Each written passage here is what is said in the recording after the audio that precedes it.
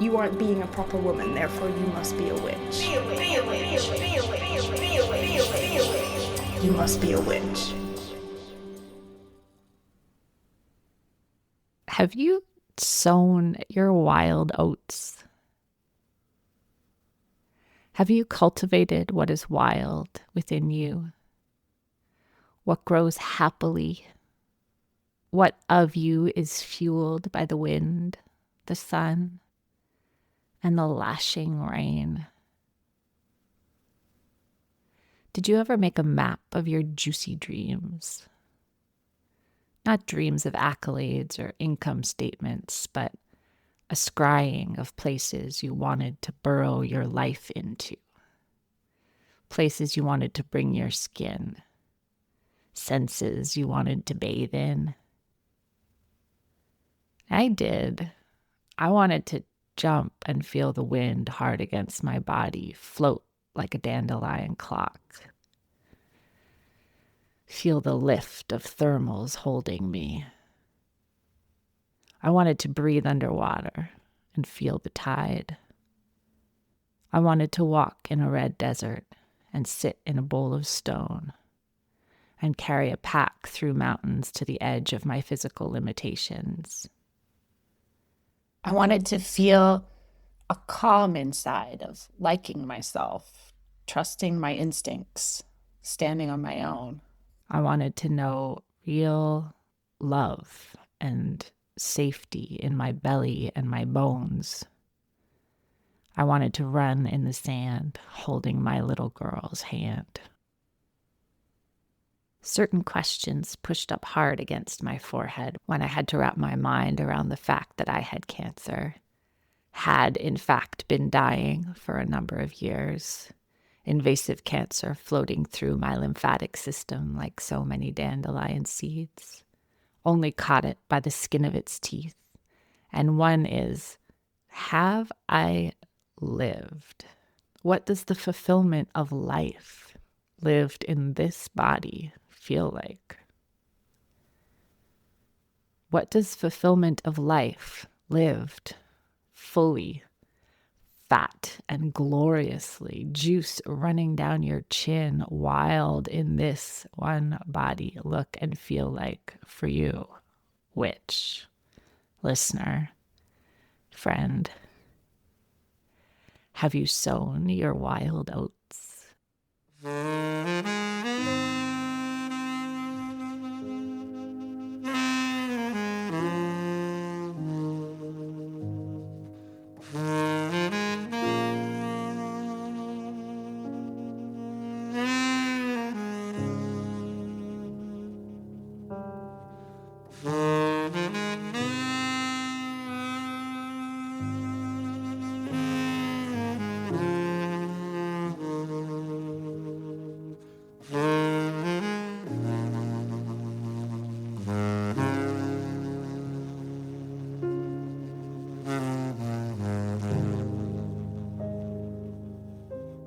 I have this image in my mind of you running out into a meadow, rich with colors and textures we can hardly imagine today, hallucinatory in its diversity.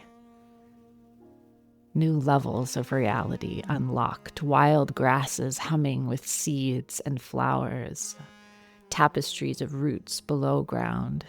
As you move among the wild grasses, layers start to slip off. Stiff formality, pleasant propriety, dusty and dysfunctional family dynamics, sweaty, tight bras choking your rib cage, that tie around your neck stifling your weepy gulp and your wildest resistance. Tight clothes, tighter assumptions about what roles are open to you based on your gender, class, culture, habits that cling like subtle silken ropes, but it's not silk, is it? It's fucking Starbucks, McDonald's, Walmart, and Amazon Prime, plastic takeout containers, water bottles, union busters hog-tying your wild horses with petroleum derivatives.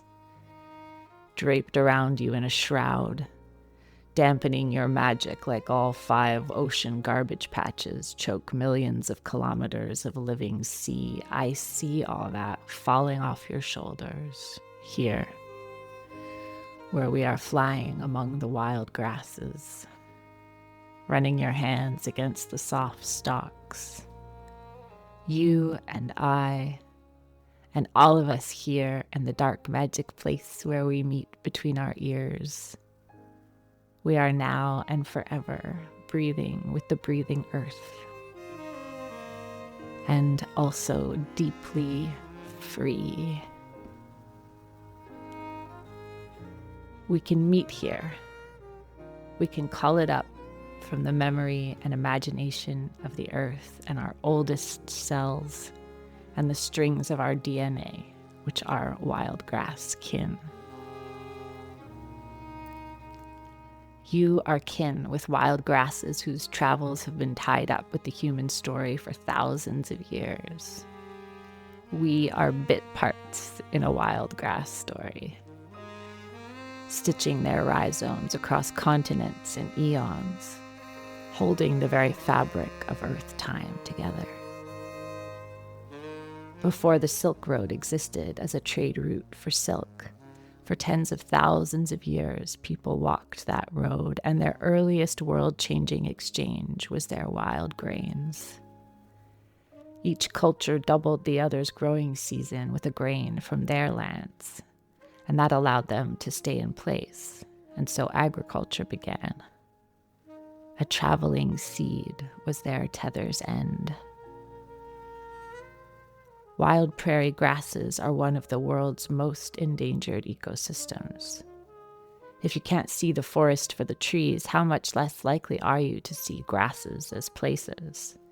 Grasses as homes, as stories, as songs in and of their own right, not just places with no there, ripe for development, or just waiting to be sown with more productive, more highly optimized kinds of grain.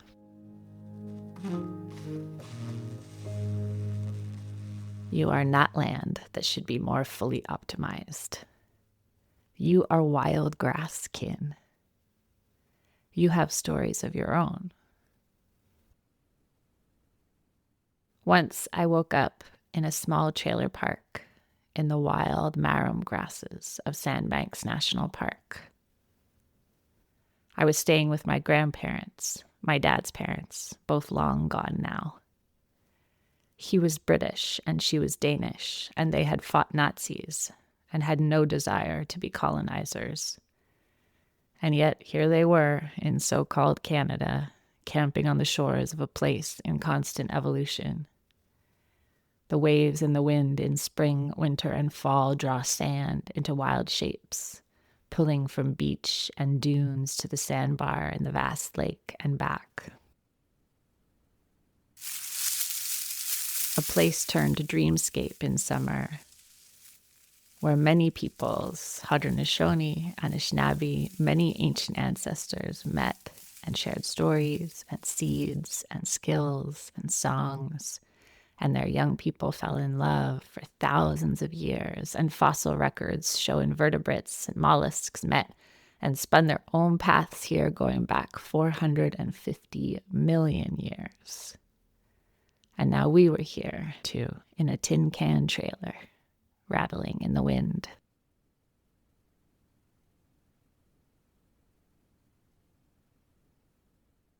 My nanny and Dan, that's what we called them, had left the old world after the war, hoping for a fresh start. Granddad got his first job in a one-room schoolhouse in Saskatchewan. The family had no electricity. They moved constantly. They were looking for a tether's end. So many moves, so much going on. Like we just moved and moved and moved and moved and moved. When I tell people, they always think Dad must have been in the army because we moved so often. But no, that was mom was bipolar. Just keep going, keep going, keep going. Never stopped. Appleby that was kind of her. Well, she called it her tether's end. It didn't end up being tether's end, but that's what she called it. She would get quite depressed. And when she wasn't depressed, when she was in her manic phase, she was just go crazy, getting all kinds of stuff done, making stuff, baking, cooking. Just then she'd collapse and be off in the hospital. They didn't have that diagnosis in those days. Like, they told my dad there was nothing wrong with her. She just needed to get it together. She'd be fine. It's not helpful at all. So she was a very unhappy lady. She was raised during the war years, her teenage years during the war. Germany occupying Denmark. She's working with the resistance, and a mother who was definitely not mentally stable, and took it all out on Nanny. She was the least favored of the lot. And so she didn't have a great childhood. To the point, I think that before the war, her father he was a traveling salesman for the steel company.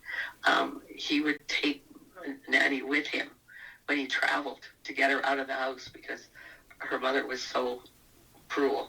She had a rough life, but it doesn't make that any easier or any less traumatic for the people who had to live with her.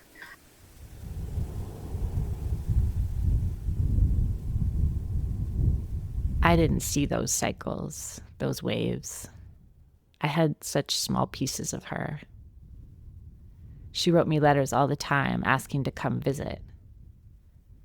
But I was a kid she sent those letters to, and we were always moving too. At Sandbanks, she showed me pictures, paintings she had kept that my dad had done as a child. We sat outside the trailer at dusk. She smoked cigarettes and told me, "Risa, never let anything get control of you."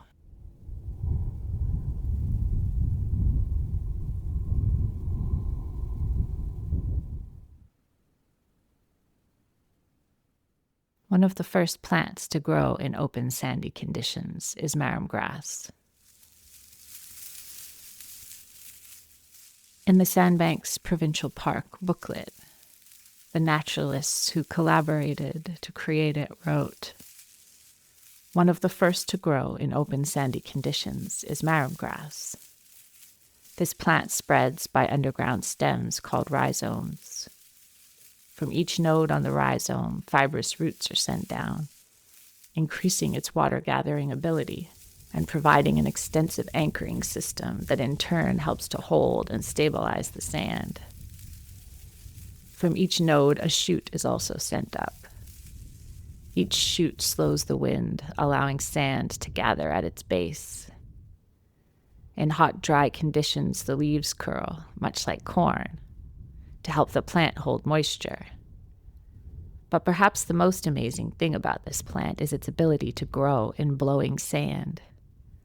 The more it is hit by moving sand particles, the faster it grows, preventing it from being buried.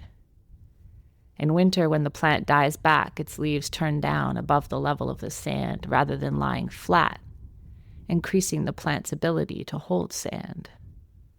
These unique abilities have made this plant an important resource management tool in both creating and stabilizing dunes." End quote. Marram grass grows fast, walking in great mats of rhizomes, living under up to 3 feet of sand. At Sandbanks, Eastern Lake marram grass crochets underground to hold the sand in place. They even have a marram grass nursery to cultivate their indigenous species of the beach grass, and park rangers and volunteers plant it on the wild white dune edges to prevent ecosystem fragmentation at the places where humans have stumbled through. On the west coast, European marram grass is an invader. The British brought their beach grass everywhere they colonized. They imagined themselves a gift to landscapes. They imagined they were helping by holding shifting sands in place. Perhaps they couldn't see the difference between the grasses that were there and the grasses they brought. But the bugs knew, the beetles and the moths and bees, and every companion plant. At scale, we know the difference between our homes, our ways, the song of the wind in our grasses.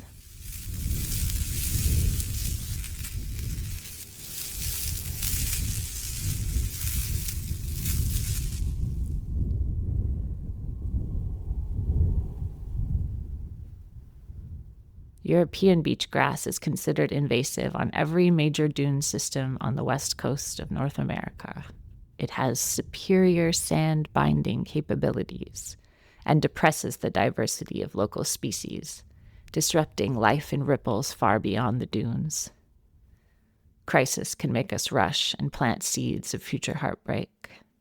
Quote, in the case of coastal dunes, ecosystem processes are frequently degraded by the invasion of exotic species which overstabilize dunes and limit sediment movement, thereby impeding ecosystem function. End quote. It's hard to accept, but for our ecosystems to function, they need to be able to move, even flow away from where we'd planned our beach vacations and interpretation stations. We can't fix the sand in place. We can't stop the spread of grass seed on the waves. We are here in the messy effluvial present. We have to hold together, but not overstabilize. I remember my granddad on the sand, waves on the Great Lake hushing and retreating, almost like the ocean. Hands in his pockets, sideways smile. Talking through stiff fascia like a man trying to reach his granddaughter while turning to stone. The Parkinson's was well advanced by then, but he said it was different inside. He'd spent decades teaching high school maths and English. He was reenacting The Tempest all the time. Full fathom 5 thy father lies, of his bones are coral made. Those are the pearls that were his eyes. Nothing of him that doth fade, but doth suffer a sea change into something rich and strange. Underneath what we could see, his system overstabilizing, poetry moved like quicksilver. We have to hold on, but not too hard. Change is coming up and through our cells all the time. Change is the mark of time. Our DNA moved through hooks and loops of bodies across great mats of time. And from this view, all of existence isn't just relative. It's relatives.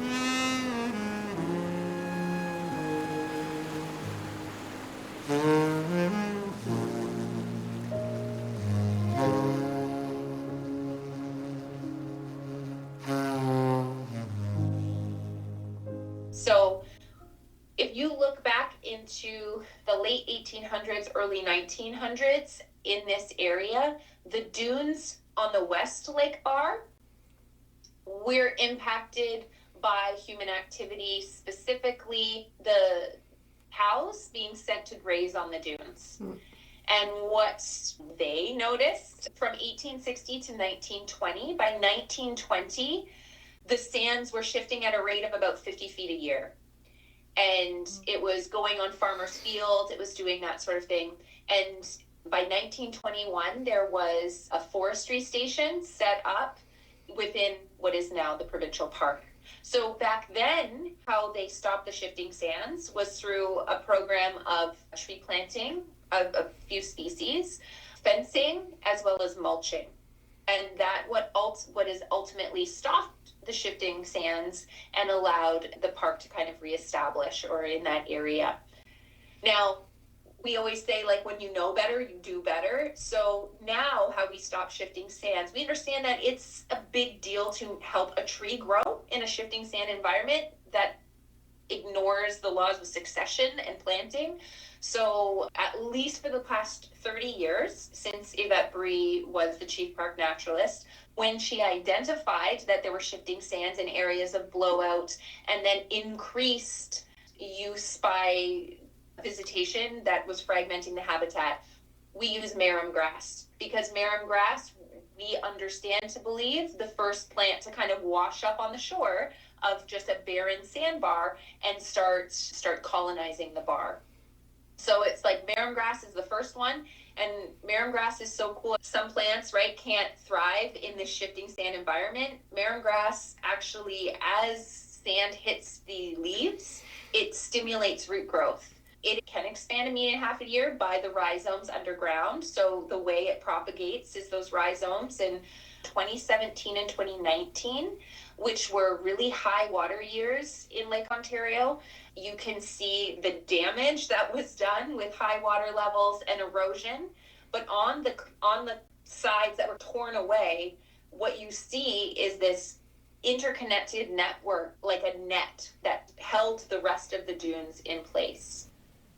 Marram grass, as one of these like pioneer plants or primary succession species, what's interesting, I describe it to people, it's like a reluctant hero. It comes in, it is the first to establish, but as soon as other species begin to move in, you will notice that marram grass is no longer found there. So like on an open sand dune, we'll put marram grass. You'll see probably year 1, there's not a lot of growth and expansion. It's year 2 and year 3 where you see it reach that peak, grows out 1.5 meters. Like you can, in some instances, follow lines and you'll see the shoots. So you can see it's all from the same parent plant. Its real strength is in how fast it can grow in that barren environment. It holds the sand in place for other species. It fulfills a role and moves on.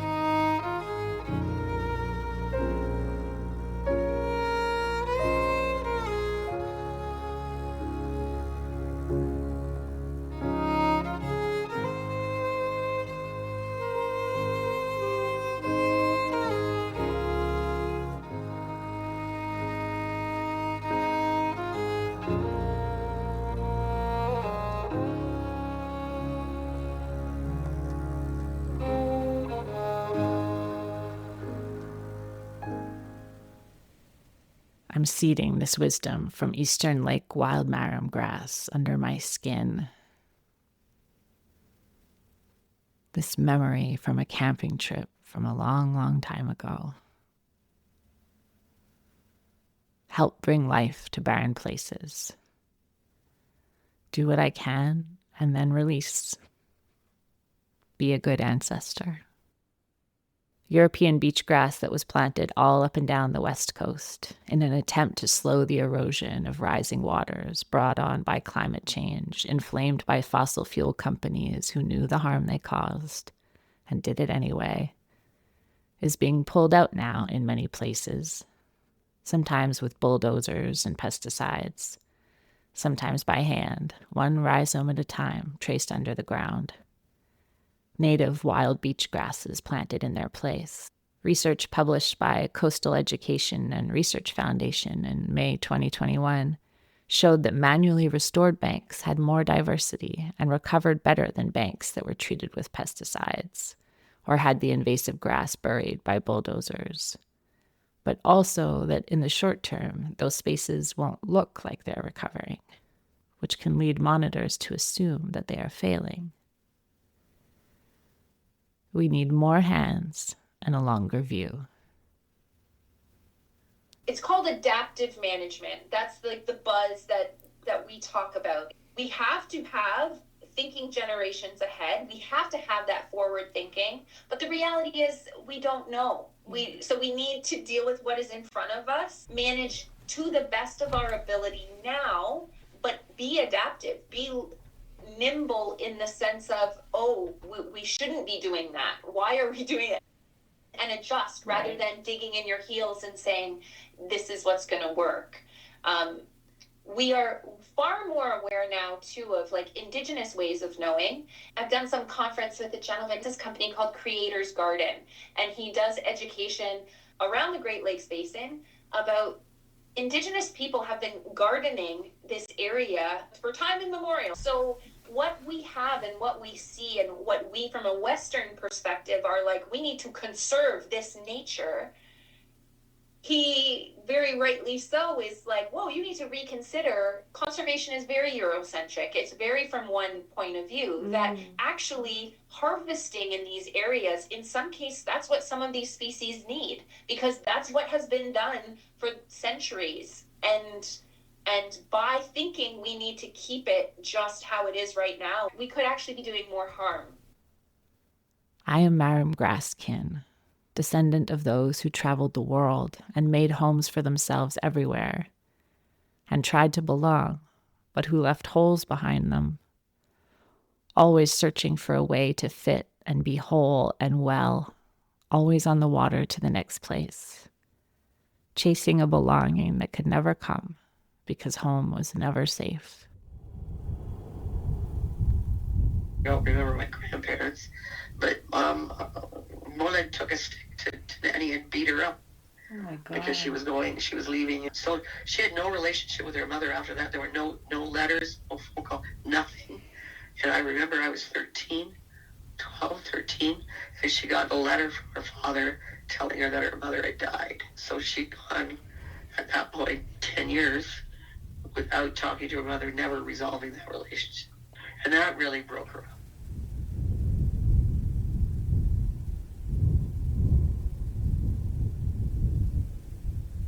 I am kin with broken hearts and wild laughers. I didn't know my grandmother had bipolar. I didn't know she'd been tormented by her mother. I didn't know that all cells produce daughter cells. Whether the relationship is cancerous or not, they're all called daughter. I didn't know my grandmother well at all. My parents divorced when I was 2. But all my life, every time I moved, I kept this poem she had written for me and illustrated with delicate ink flowers about how grandchildren are wildflowers. I am kin with those who would hold on, but not too tight. I am learning from the marram grass to be honest about what isn't working and to adapt. I'm related to all those who would break cycles and show their daughters love, give them roots and flight, and a memory of being held at night whenever they were sick or scared, that they can hold in their skin for the rest of their lives. When I am hit now with the great accounting that comes from the reminder of death, that's all that's left on the list, really. I want to seed words and stories, pour them out while I can for as long as I can, and make sure my kid knows her mom loves her every breath, her every atom and cell, for every second that I've got left in the great cosmic hourglass. We are invaded and invasive kin. We declare our kinship in alliance with all those displaced, and all those children carried like precious seeds by parents desperate for a safe place to grow. All those sickened by the plastic world, all those furiously in love with the world, determined to cast our life-restoring magic while we can, and then move on. Move in.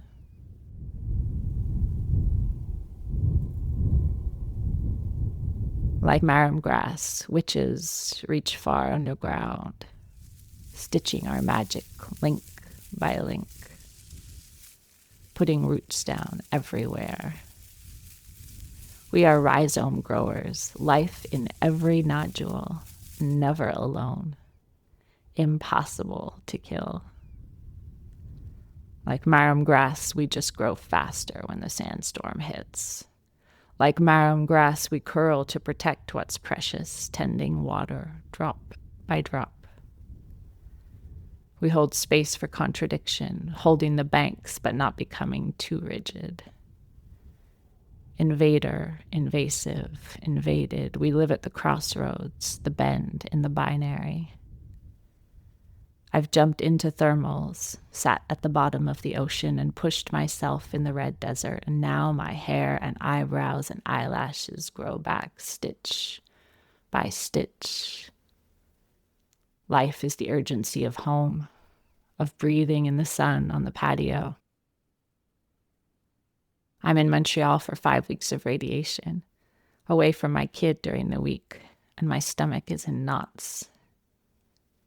I'm thrilled at the quiet, the space to rest and to write, the city after all these years of woods. But also all I want is to come home to her soon and safely. I'll burn the microscopic cells of possible future cancers away so we can live together a long time, so we can break cycles and she can feel loved enough to be both rooted and wild. Radiation damages all cells, but normal cells are good at repair, and the cancerous ones die under the light of the too bright wave. I call in both these things for all of us: a home to root, an end to wandering, a place of safety, and also an untethering from trauma patterns, a freedom to roam and float and fly and make love and a home. A freedom from the plastic shroud and the all-consuming metaphor of property. To see the land as living and loving. To follow species and plants and dreams in their happiest roots and waves.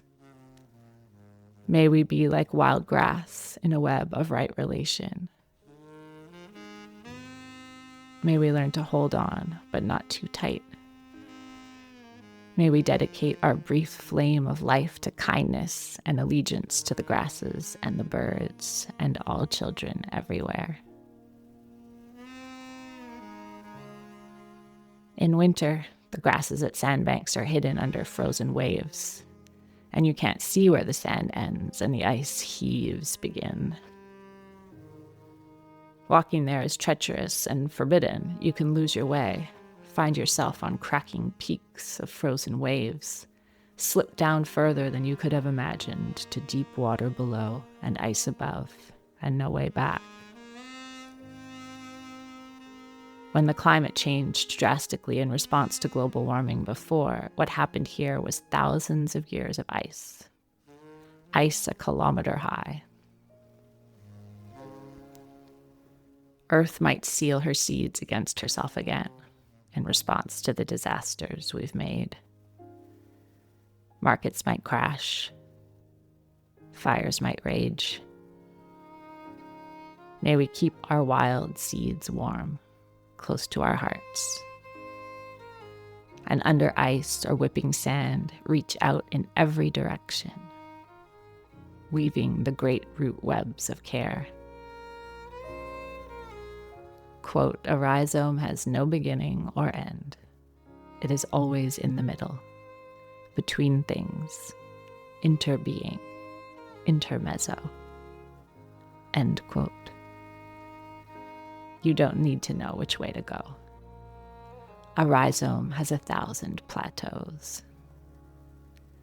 Keep your own counsel and crochet a support system of loved ones, ancestors, community members, allies, book clubs, knitting circles, covens, and treat them well. Keep your tools sharp and easy at hand. Keep your stores safe as best you can. Protect the vulnerable and look for allies among those whose central creed is simple decency. Do what you can and then move on. Move lightly. Be gentle with yourself and your ecosystem and your symbionts. Keep your distance from those who would distort the truth or poison the ground. Be like wild grass, gently reshaping your world. Read Indigenous authors on social justice, on earth science, on navigation, on reimagining the world. Follow rhizomes and roots, hold the banks together, and disrupt rapacious systems to make a green space for life in all its wild unfolding and returning. And if you need to let go and follow the wind to try and make a home again, make sure you go bearing gifts. Remember, who you are can be a gift.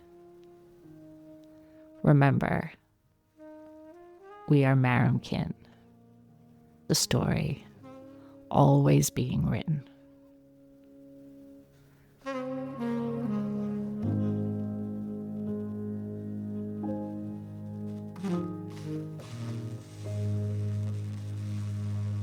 I love you more than all the stars and all the skies.